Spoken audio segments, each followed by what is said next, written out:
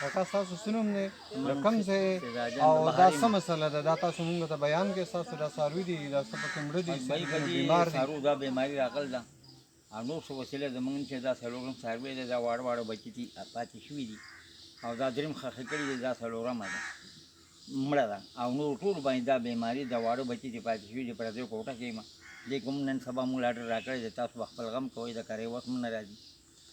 او بېوسه هغه د بهرین مو خو دلته اوسېدونکي په دې کوټه کې په دې کنډر کې ناست وي نن سبا خو د دې علاج کېږي ډاکټران راځي هغوی ویکسین کوي مخکې تاسو ویکسین کړي دي که ډېر نه مې دي کړي؟ کړي دي په خپل هم د 4-5 راوړي کړي دي او ډاکټرانو پې هم کړي دي خو دا څاروي نه دغه خوراک نو اثر یې پې نه دی کړی دغه دوایو پې اثر نه دی کړی نه نه صحیح ده خو دا څاروي نه خراب شو واړه بچي پاتې شوي دي او په دې کوټه کې ما د کرۍ وس مې هم نه راځي هغې کوم راله اطلاع راکړې دی بای چې مونږ خپل منځ کې دا کوټې تقسیم یې کړې ځان له خپل غم کوي نو دا خواري مې کړې د هغه راله هم نه راکړي دا خو ډېر شي څاروي دي دې باندې ستاسو څومره خرچه شوې چې تاسو ډاکټر راوستی دی دې ته انجکشن یې څنګه لګولي دي نشانې سرکاري ډاکټر راغلی و او دې خلکو راوستي هغه ته خپل وس کړی و خو بیا وروسته هم 4-5 مونږ پې لګولي دي ډېر دا پکې مردار شو لکه سرکاري دنه پیسې نه دي اخیستې وروسته بیا ډاکټران راغلي تقریبا 4-5 روپۍ تاسو نه نه مونږ هغه په خپلې دا پیسو راوړي دي لګولي وي خو اثر پې نه دی کړی اثر یې پې نه دی او کړی د ډاکټر- هغې نه پس چې دا اوس بیماران دي نو دې ته خو چې دی نو مسلسل هغه دوایانې لګي چې بیمارۍ د بیمارۍ په حالت کې ورته لګي نو دې خوا بیا تاسو څه غم نه دی کړی نه کړی دی مونږ پې لګولي دي خو بس دا څاروي رانه خراب شو او نور دغه دي دم په خرابېدو دي او واړه بچي هغه دي ولاړ دي پراته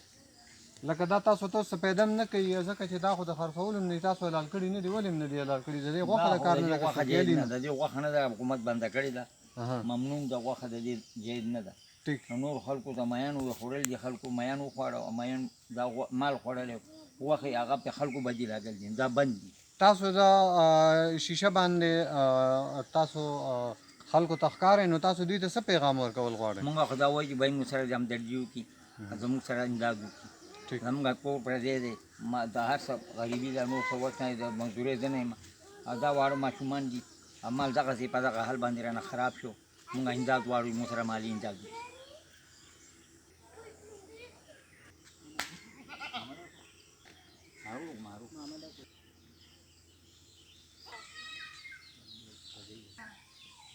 بای بچي بای پای ولاړو تاسو د دې کاکا خبرې واورېدې دی وایي چې زه ډېر زیات غریب یم او دا څاروي دي په دې ټولو باندې مرض راغلی دی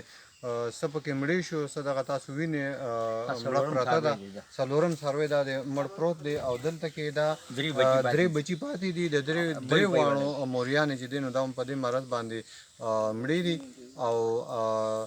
که تاسو د سره څه امداد کول غواړئ نو د دې کاکا نمبر وغیره دی نو هغه به تاسو ته موږ درکړو سیدا جان د نوم او سیدا جان چې دی نو د ده نوم دی او ځای کوم دی نری پول عمر نری پول عمرګل عمرګل بانډه کې چې دی نو دی خپل دې کوټه کې ناسې ما زه صحیح شو کاري وس مې نه راځي